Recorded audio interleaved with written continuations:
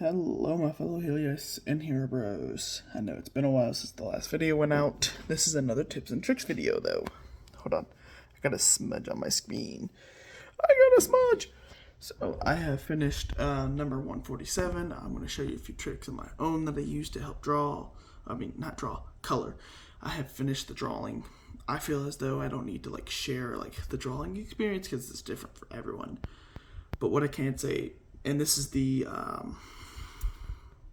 hand drawing, not the digital drawing. We'll get to that soon. There will be a whole series of that. Anyways, this is the drawing I have made. It's number 147, a Chaka Ororaka. It's a little bit different than the reference I've used, but that's okay. Everyone is entitled to be different.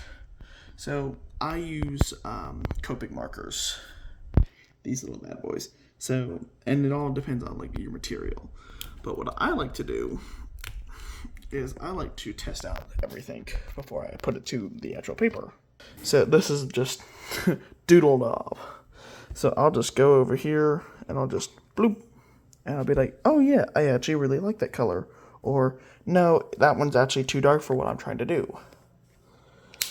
And I'll just go through the whole line. And actually, that one's still way too dark. And because these are Copic markers, which are alcoholic, by the way, I'm going to be keeping that one. Keep that one. Nope, that's got the wrong side. Because there's Copic markers, and I'll show you here real quickly. Let's do not that one. Okay, hold on. Give me 1 second. It's hard to do this one-handed.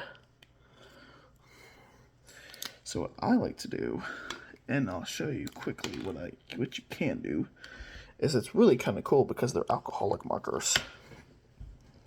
Oh.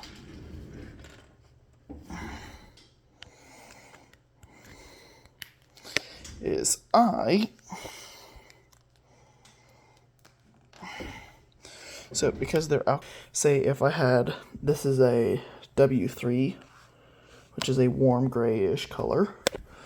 Notice here. And then if I wanted to make it darker, I could just slightly blend these two here. Now you'll notice that that's kind of rough. But if I take my W3 again and go back over the same line, it now becomes darker and actually acts as a blender. Now you have your light, your medium, and your dark. And you're able to do that because these are alcoholic markers. So I always like to just go through and test, and I actually will be using that one along with this one. So, and that's what I like to do. As you can see, this is through all the drawings I use.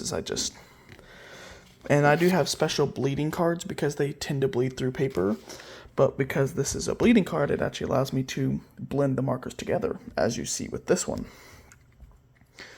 And again, it's like as soon as it dries, I can go back over and make it just slightly darker, like so. So I think that's a super handy trick for me. And like I said, these two are going back. So I'll show you the arsenal I work with. The light. So this is my entire arsenal set here. This is about 300-ish markers or so.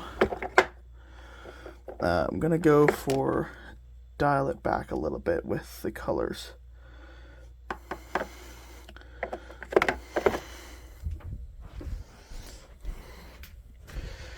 So if you had not saying you have to have alcohol markers, that's not the tip or the trick. The trick is just to test out your materials. So say you had pencils instead, which I do. And again, it really just depends on your material. So say this is your yellow, and you don't like that. You have a test before you put it to your drawing. And then again, you can make it slightly darker, but I prefer the alcoholic markers. So that's the tip for this one, is make sure you test your material on your paper that you're going to be using for your drawing. So this is actually another blending card, as is this. Use your reference for your coloring, and then for, like, you know, incorporate shadows and stuff. That will be helpful for you. And actually, I don't know why I picked that one. Oh, no, I don't know why I picked that one. So yeah, just make sure you test out your material that you're using, whether it be markers or pencils. Make sure you're on the same paper as your drawing is, and make sure you refer back to your reference. And that'll do it for this trick right here. So hope to see you in the next one.